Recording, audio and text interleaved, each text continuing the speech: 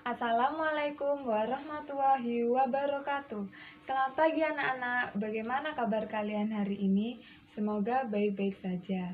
Oh ya, jangan lupa selalu jaga kesehatan ya. Apabila ingin bepergian keluar rumah, selalu memakai masker dan membawa hand sanitizer. Dengan saya, Ibu Rosa, sebelum Ibu menyampaikan materi hari ini, seperti biasa, marilah kita berdoa terlebih dahulu. Berdoa sesuai kepercayaan masing-masing, dimulai.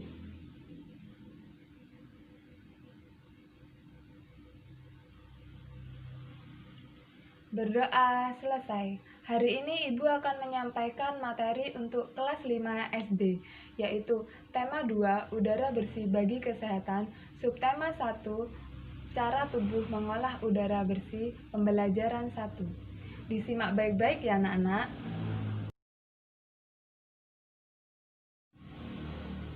Anak-anak, di sini Ibu mempunyai teks bacaan yang berjudul Dayu dan Ikan Hias. Silahkan kalian simak terlebih dahulu.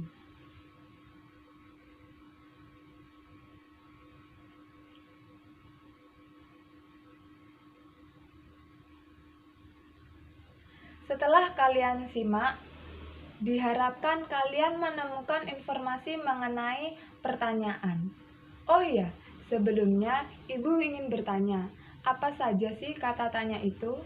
Kata tanya terdapat kata tanya apa, kata tanya di mana, kata tanya kapan, kata tanya siapa. Di sini Ibu akan menjelaskan masing-masing dari kata tanya tersebut dan akan memberikan kalian contoh. Kata tanya yang pertama akan Ibu jelaskan yaitu kata tanya apa. Kata tanya apa ini menanyakan sesuatu. Contohnya, apa jenis ikan yang dipelihara oleh Dayu? Jawabannya, ikan mas koki. Untuk kata tanya yang kedua yaitu kata tanya di mana. Kata tanya di mana ini menanyakan tempat. Contohnya, di mana ikan hias itu dipelihara? Jawabannya di akuarium.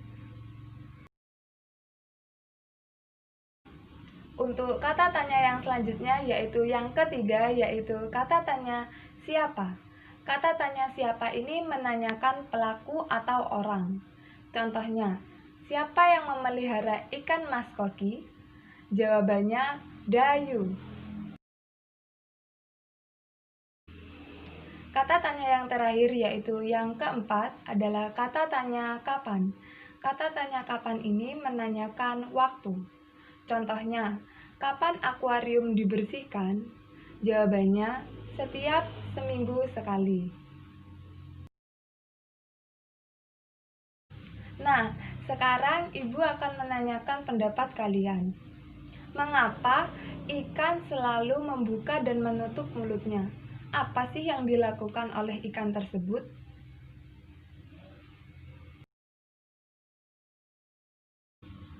Tepat sekali anak-anak, yang dilakukan ikan tersebut adalah bernafas.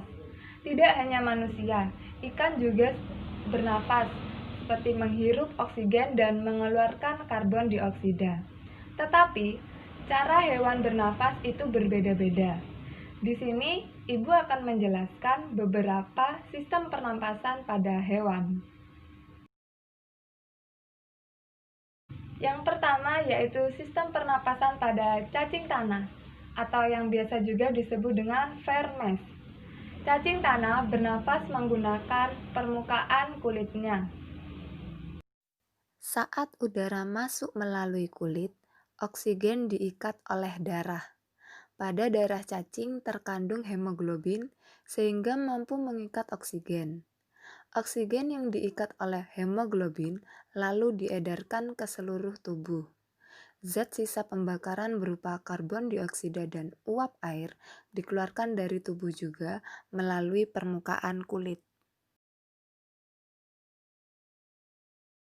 Untuk yang kedua yaitu sistem pernapasan pada serangga atau yang biasa juga disebut dengan insekta. Serangga ini berbeda dengan hewan yang lainnya. Serangga bernafas menggunakan trakea. Udara memasuki trakea melalui pori-pori kecil di permukaan tubuh serangga yang disebut spirakel. Selanjutnya, udara beredar melalui pembuluh udara kecil. Sel-sel tubuh mengambil oksigen langsung dari pembuluh udara kecil itu. Karbon dioksida dari sel akan mengalir ke trakeola lalu dibuang melalui lubang spirakel. Yang ketiga yaitu sistem pernapasan pada ikan atau yang biasa juga disebut dengan Pisces. Ikan ini bernafas menggunakan insang. Untuk memperoleh cukup oksigen, mulut ikan dan insang bekerja bersama-sama seperti pompa isap air. Pertama-tama, tutup insang menutup. Secara bersamaan, mulut terbuka dan dinding mulut mengembang. Saat itulah air terisap masuk. Kedua, rongga mulut menyempit dan mulut menutup. Secara bersamaan, tutup insang terbuka. Akibatnya, air keluar dari mulut dan melewati insang. Saat itulah oksigen dari dalam air terserap dan karbon dioksida dikeluarkan. Yang keempat yaitu sistem pernapasan pada hewan amfibi, seperti katak. Pada saat katak berupa kecebong, dia bernafas menggunakan insang.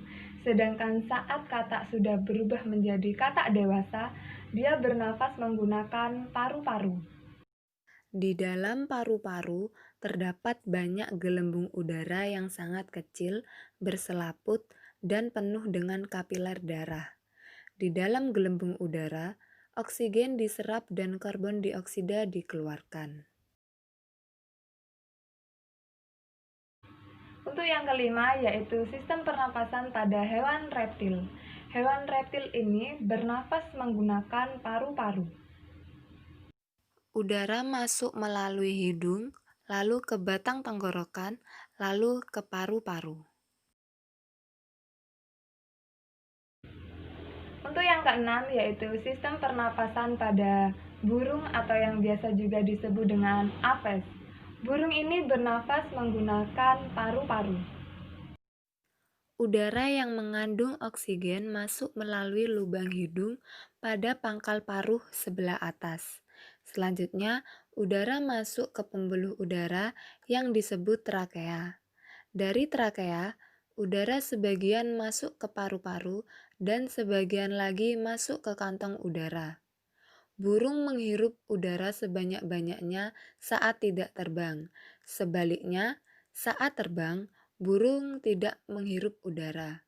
Udara dihembuskan dari kantong udara ke paru-paru. Yang terakhir yaitu sistem pernapasan pada hewan mamalia. Hewan mamalia ini bernafas menggunakan paru-paru. Proses pernapasan melalui rongga hidung, faring, trakea, bronkus, hingga paru-paru yang nantinya oksigen akan diikat oleh darah dan disebarkan ke seluruh tubuh. Nah, anak-anak dapat kita simpulkan bahwa kata tanya itu terdapat kata tanya apa, kata tanya siapa, kata tanya di mana, dan kata tanya kapan. Dan sistem pernapasan pada hewan itu berbeda-beda. Alat pernapasan pada hewan ada yang berupa insang, ada yang berupa trakea, ada yang berupa paru-paru, dan permukaan kulit. Nah, sekarang Ibu akan mengakhiri materi untuk hari ini. Semoga ilmu yang kalian peroleh bisa bermanfaat. Amin. Wassalamualaikum warahmatullahi wabarakatuh.